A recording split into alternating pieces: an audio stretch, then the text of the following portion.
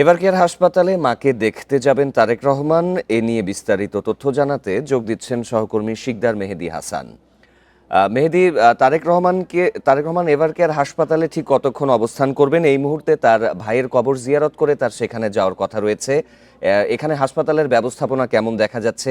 আশপাশের সার্বিক পরিস্থিতি কেমন দেখতে পাচ্ছেন? আমরা কিন্তু জানি যে আসলে তারেক রহমান আজকে তার যে 25 তারিখে ঢাকায় আসার পর থেকে যে পরবর্তী 3 দিনের কর্মসূচি দিয়েছিল, সেই কর্মসূচির ঘোষণা অনুযায়ী আজকে তার যে আনুষ্ঠানিকতাগুলো ছিল, অর্থাৎ তিনি ওসমান হাদির যে কবর জিয়ারত, সেই কবর জিয়ারত করবেন এবং কবর জিয়ারত করার পরে তিনি যে নির্বাচন কমিশনে গিয়েছেন তার ভোটার কার্যক্রমের আনুষ্ঠানিকতা সম্পন্ন করার পরে কিন্তু তার আসলে পঙ্গু হাসপাতালে জুলাই যোদ্ধাদের দেখতে যাওয়ার কথা ছিল, যদিও সেই কর্মসূচিতে কিছুটা পরিবর্তন এসছে।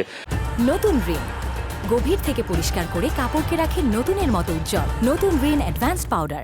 সেই কর্মসূচি পরিবর্তন শেষে আসলে তিনি আরাফাত রহমান কোকর যে কবর জিয়ারত, সেই কবর জিয়ারত সম্পন্ন শেষে তার এভারকেয়ারে মা খালেদা জিয়াকে দেখতে আসার কথা রয়েছে এবং তিনি যে এখানে আসবেন সেই অনুযায়ী কিন্তু আমরা দেখতে পাচ্ছি এখানে নিরাপত্তার যে বিষয়টি, সেই বিষয়টিকে মাথায় রেখে কিন্তু এখানে বেশ জোরালো কিছু প্রস্তুতি গ্রহণ করা হয়েছে।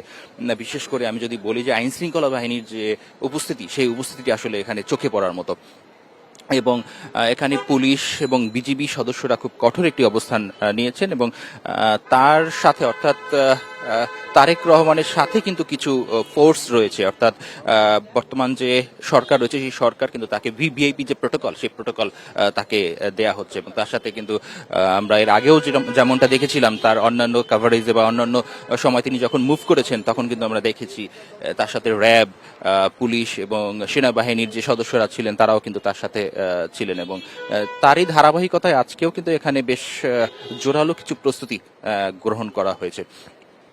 এবং যতদূর আমরা জানতে পেরেছি যে কিছু সময় আগে নির্বাচন কমিশন থেকে তার যে ভোটার কার্যক্রমের সর্বশেষ প্রণালী সেটি শেষ হয়েছে এবং তিনি হয়তোবা 24 ঘন্টার মধ্যেই তার যে ভোটার কার্ড বা জাতীয় পরিচয়পত্র সেটি তিনি পাবেন বলে আমরা বিভিন্ন সূত্রে জানতে পেরেছি। এবং তিনি যেহেতু আসলে প্রায় দীর্ঘ 17 বছর 3 মাস যদি দিন হিসেব করি প্রায় 6300 দিন, এত দিন পরে প্রবাসী জীবন শেষে তিনি এখানে আসছেন এবং এই উপলক্ষে কিন্তু আসলে এখানে বিভিন্ন ধরনের নেতাকর্মীরা তিনি যেখানেই যাচ্ছেন সেখানেই নেতাকর্মীরা তাকে সংবর্ধনা জানাচ্ছেন, তাকে এক নজর দেখার জন্য ভিড় করছেন। যদিও গত যে 25 তারিখ অর্থাৎ প্রতিটি সংবর্ধনার পর থেকে কিন্তু আমরা কিছুটা লক্ষ্য করেছি এবং বিএনপির মিডিয়া সেলের পক্ষ থেকেও কিন্তু বারবার বলা হয়েছে যে তিনি যেখানে যাচ্ছেন সেখানে যাতে নেতাকর্মীদের ভিড় কিছুটা শিথিল করা হয়।